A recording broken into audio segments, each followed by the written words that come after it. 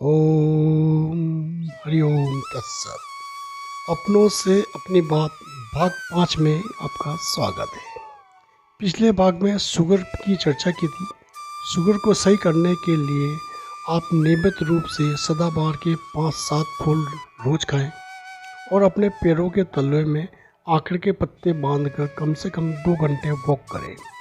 इस क्रिया से धीरे धीरे आपकी शुगर खत्म हो जाएगी। दोस्तों, आज के भाग में शरीर के दर्द, हाथ पैरों में दर्द, शरीर में अकड़न, शरीर में सुन्नापन, घुटनों में दर्द होना, चर्म रोग होना, 45-50 वर्ष बाद शरीर में झुक जाना यानी कुबड़ापन आ जाना आदि के बीमारियों को समझने का प्रयास करते हैं। जब शरीर में दर्द होता है तो हमारे पास केवल एक प्लेटफॉर्म होता है।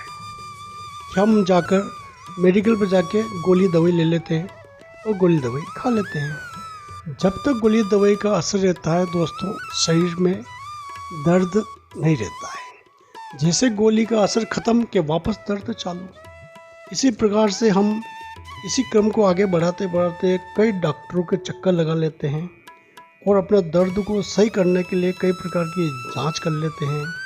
हज़ारों रुपए की गोलियां दवाई खाने के बाद भी ये दर्द हमारा ख़त्म नहीं होता है, बल्कि और कई प्रकार की नई नई बीमारियां लग जाती हैं। कई बीमारियों के कारण दोस्तों हमारे स्वभाव में चिड़चिड़ापन आ जाता है, कोई काम करने की इच्छा नहीं होती है, किसी काम में मन नहीं लगता है और दिमाग भी धीरे धीरे हमारा काम करना बंद कर देता है। ऐसी स्थिति में दोस्तों हम करें तो क्या करें? दोस्तों, चिंता नहीं करें।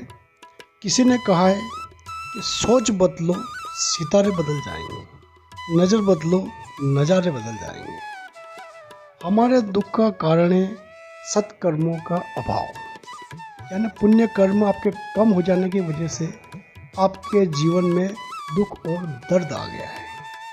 अपने दुख और दर्द को ठीक करने के लिए मित्रों 3 सकोरे लाओ और अपनी बालकनी या छत पर बांधो और उसमें पंछियों के लिए दाना पानी की व्यवस्था करो।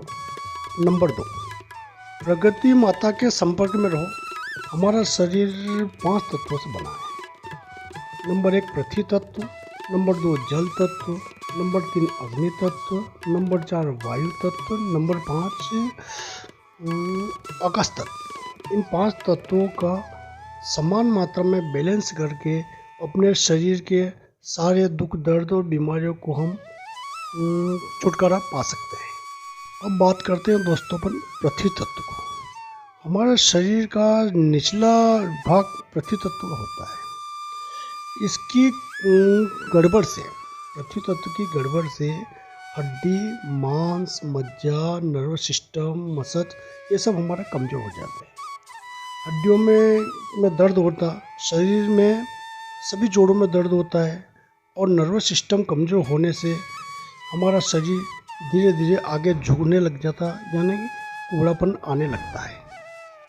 पृथ्वी तत्व को ठीक करने के लिए, अपने शरीर के सारे दर्द और चर्म रोग को ठीक करने के लिए आप मड थेरेपी की सप्ताह में एक बार जरूर करें। मड थेरेपी के लिए दोस्तों 1 किलो मिट्टी लें, उसमें 2 बड़े एरोला लें। एरोला जो आप में अभी देख रहे हैं, इस एरोला को छीलकर इसके अंदर का गुद्दा निकाल दो और थोड़ी कच्ची हल्दी लो। कच्ची हल्दी जो आप देख ही रहे हो, ये कच्ची हल्दी डालो। नीम के पत्ते लो, 5-7 नीम के पत्ते, 5-7 गिलोय के पत्ते, मोरिंगा के पत्ते, गूगल के पत्ते, और गूगल के पत्ते नहीं मिले तो गूगल भी डाल दो, कोई प्रॉब्लम नहीं है। और कपूर, ये सभी चीज़ें कूट कर अच्छा बारीक करके पीस कर इसे मिट्टी में डाल दो। और गोधन अर्क यानी गोमूत्र इसमें डालकर फिर इसको मिट्टी को अच्छा मसल लो, इसे बारीक, इसको गलने दो। रात भर इसको छोड़ दो। उसी मिट्टी को आप सुबह अपने पूरे शरीर पर लगाओ और सूर्य भगवान की रोशनी में कम से कम 2 घंटे बैठ जाए। पहला काम तो दोस्तों अपन ने कर लिया। अब दूसरा काम, नंगे पैर पैदल आपको मिट्टी के ऊपर चलना है। कम से कम 1 घंटे तक आप मिट्टी के संपर्क में रहो, ताकि पृथ्वी तत्व की जो कमी है वो धीरे धीरे कमी की पूर्ति हो जाए। अगला पॉइंट, एक गेहूं के दाने के बराबर चूना लो, उसे सब्जी में या रोटी में मिलाकर आप खाओ। इससे क्या कि शरीर में कैल्शियम की पूर्ति हो जाएगी, तो आपका दर्द इससे भी दूर हो जाएगा। अगला पॉइंट, गिलोय के 4 पत्तों लो और सुबह 2 गिलास पानी में इसको उबालो। उबलते उबलते जब ये 1 गिलास लगभग बच जाए, तो आप इस पानी को नीचे बैठकर, ज़मीन पर बैठकर धीरे धीरे इस पानी को आप पियो। इससे भी आपके दर्द में आराम मिलेगा। अगला पॉइंट दोस्तों, दुनिया चले आगे, आपको चलना पीछे। पीछे का मतलब ये कि आपको पीछे पीछे पीछे पीछे चलना है, यानी उल्टा चलना है। और उल्टा भी चलना है, एक जैसी टाइल्स लगी हुई जैसे, उस पर आप धीरे धीरे उल्टा चलो, यानी पीछे पीछे चलो, उल्टा चलो। इस उल्टा चलने से दोस्तों आपके शरीर में आपके घुटने के दर्द में बहुत अच्छा आराम मिलेगा। अगला दोस्तों, व्हीट ग्रास यानी गेहूँ के जुआरे।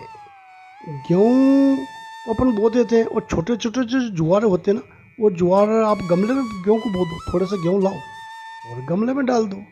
गमले में डालने को गेहूँ उग जाएंगे, तो उसको निकाल कर थोड़े से अपने उंगली जितने बड़े हो उसको काट कर, उसको ऐसे खांड खुटा के डाल दो पानी में, वो उबाल लो, इसको भी पियो, कोई बड़ी बात नहीं। ये व्हीट ग्रास का जूस, इस व्हीट ग्रास के जूस को पीने से भी आपके खून में और आपके शरीर में काफ़ी आराम मिलेगा। दोस्तों अब बात करते हैं अपन वात यानी कि वायु की बीमारी। वायु की गड़बड़ की वजह से भी शरीर में दर्द होता है। अपने कमज़ोर पाचन की वजह से अपने पेट में गैस होती है, और गैस यानी खाने के साथ साथ अपन पानी पी लेते हैं तो पेट में गैस बनती है, और वह गैस शरीर के जिस भी भाग में चली जाती है, जैसे मान लीजिए ये आते हुए हाथ में आ गई तो आपके हाथ में दर्द होने लगेगा, ये आपके कंधे पर चल के तो आपको कंधे में दर्द हो जाएगा। यानी ये दर्द जहाँ जहाँ आपकी ये गैस वायु जाएगी, इस वायु जहाँ जहाँ जाएगी वहाँ आपके शरीर में दर्द होने लगेगा।